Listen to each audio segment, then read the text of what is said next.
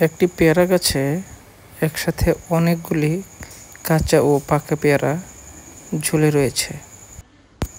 গ্রাম বাংলার প্রাকৃতিক দৃশ্যপটের এক মনোরম দৃশ্য এটি। সবুজের মাঝে লুকিয়ে আছে বাংলাদেশের আসল সৌন্দর্য।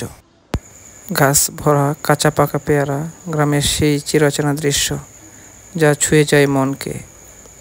আজ চলুন দেখে আসি প্রকৃতির এক টুকরো নিঃশব্দ কাব্য।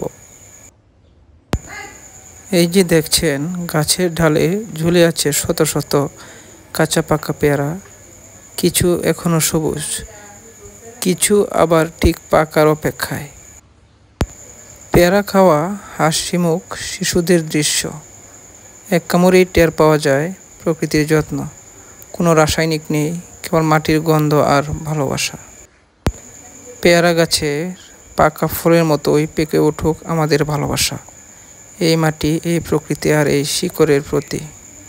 যদি ভালো লেগে থাকে তবে চ্যানেলটি সাবস্ক্রাইব করতে ভুলবেন না। ধন্যবাদ।